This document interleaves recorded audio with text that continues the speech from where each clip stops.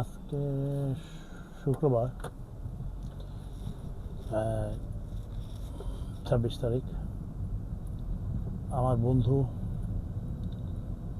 ওর একটা মিলাদ অনুষ্ঠানে আসছিলাম যোগদান করতে। এটা হলো রায়ের বাগ বলে এটাকে, যাত্রাবাড়ি থেকে আরও অনেক দূর এসে।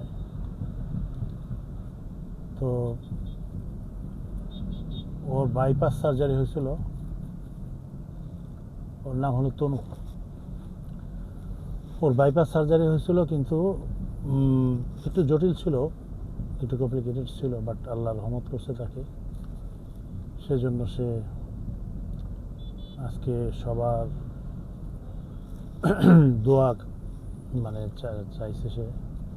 এই জন্য সবাইকে বলছে, ওর বাসার সামনে একটা বিশাল মসজিদ এবং মাদ্রাসা আছে, সেখানে সবাই আমরা সমবেত হয়েছিলাম। আল্লাহর দরবারে আমরা দোয়া করছি, ওর জন্য করছি, আমাদের জন্য করছি, সবার জন্য করছি। তা যাই হোক, এরকম আমাদের সবার একটু আল্লাহর দরবারে একটু হাত উত্তোলন করা দরকার। এটা যে কোনো বিষয় করা উচিত, সুস্থতার জন্য। তারপরে ফ্যামিলির সবাই যেন সুস্থ থাকে, যারা মৃত যারা আত্মীয় স্বজন যারা মৃত্যুবরণ করছে, সবার জন্যই এরকম একটা, আমি মনে করি যে একটা মিলাদ মাহফিল আয়োজন করা উচিত। তবে করে না আর কি, অনেকেই করে না, আবার অনেকে করে।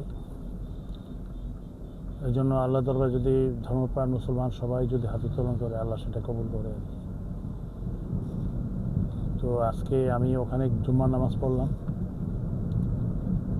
তারপর নামাজের পরে একটু খাওয়া দাওয়ার আয়োজন ছিল, তারপরে এই দোয়ার আয়োজন হইল আর কি। এই সব শেষ করে এখন বাড়ির দিকে রওনা হচ্ছে আর কি।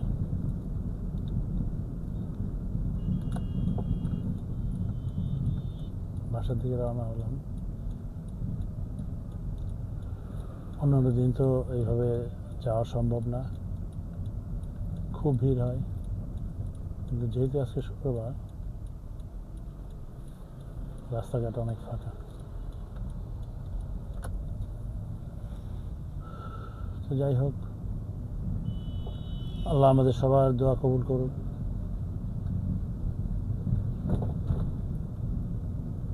এটা আমাদের যারা ময়মুরব্বী আত্মীয় স্বজন মৃত কবরবাসী হয়ে আছেন, তাদের জন্য দোয়া, আল্লাহ তাদের বেহেশত নসিব করুন। আর যারা আমরা বেঁচে আছি, আমাদের জন্য হায়াত দারাজ করেন আল্লাহ তাআলা। দেশে বিদেশে যারা আমাদের আত্মীয় স্বজন আছেন, সবার জন্য, সবার সুখের জন্য আমরা দোয়া করি। এই হলো কথা।